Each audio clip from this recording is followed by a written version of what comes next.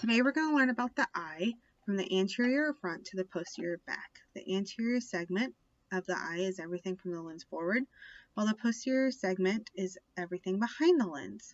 We're going to start with the cornea. The cornea is a clear curved surface that reflects light and protects the eye, almost like a window or a windshield for the eye.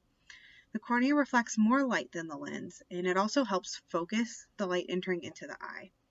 So this is the sclera. The sclera is the white of the eye. It helps maintain the shape, and it's made out of tough connective tissue. It connects the cornea to the rest of the eye, and it helps maintain the shape of the globe. The point where the cornea and the sclera meet is known as the angle. So if we open this up, you're going to see the choroid. The choroid is a layer between the sclera and the retina. It extends to the optic nerve, which is right here, and around the ciliary body. It provides nourishment to the retina, and it carries the blood supply for the eye. So I'm going to go ahead and take this out. So this is the iris. The iris is the colored part of the eye that surrounds the pupil. The pupil is opening in the center of the iris that looks like a black hole. Pupil size determines the amount of light entering into the eye. And it's controlled by two types of muscles. There's a sphincter muscle, which closes the pupil to allow in less light, while the dilator muscle opens to allow more light. The iris can be compared to a camera shutter. So at the base of the iris, we open this guy up, is the ciliary body. So right, kind of hard to see, but right in there. So that ciliary body continuously produces aqueous humor, and it's connected to the ciliary muscles. So the ciliary muscles change the shape of the lens for accommodation or focusing power. So this is our lens, okay? And our lens separates the anterior and posterior segments of the eye, so the front and the back. The lens is transparent and convex, so it curves. The lens helps focus light rays into the retina by reflecting light. It also helps protect the retina from UV light. The lens is adjusted by the ciliary muscles, which I mentioned earlier. And again, that just helps for accommodation or focusing power. Now this right here behind the lens, this is our vitreous cavity. It actually makes up 80% of the eye, and it's filled with a gel-like vitreous fluid. The vitreous fluid is 99% water. The rest of it is a combination of salts and sugars. Now this also helps maintain the shape of the eye, and it acts as a filter or barrier for all the cells and molecules trying to get to the retina. Now the retina is clear, so you're not going to see it on here, but it's a clear tissue or film at the back of the eye where your photoreceptors, rods, and cones are located.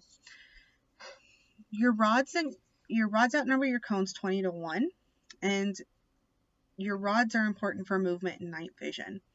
Your cones are centralized mostly to the macula, which is going to be in the top right around here.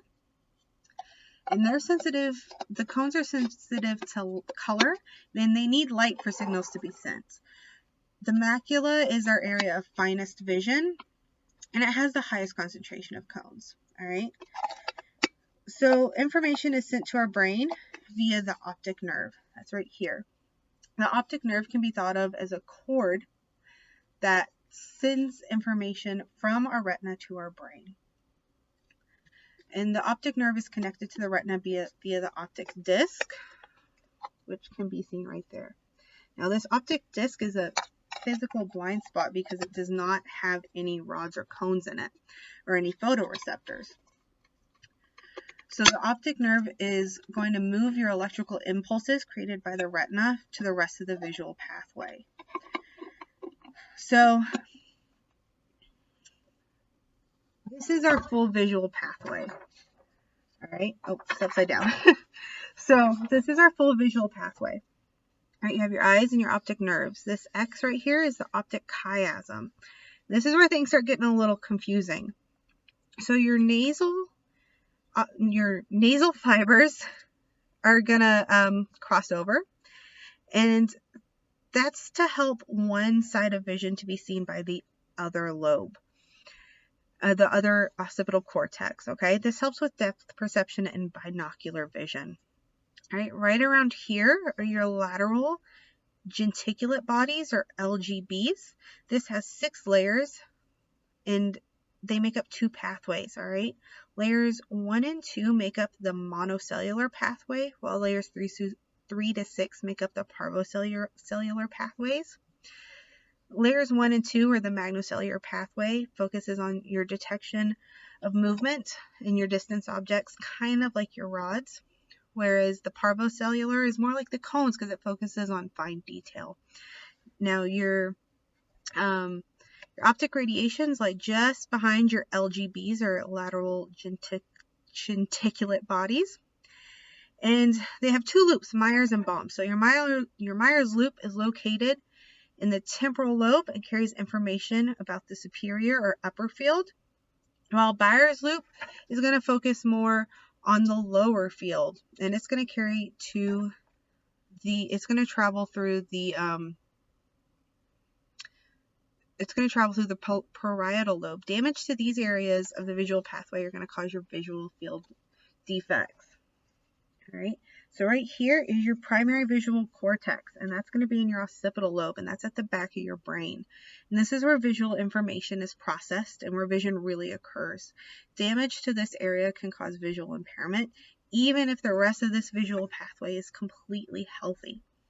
All right, and that is the last stop on the visual pathway. Thank you for learning with me.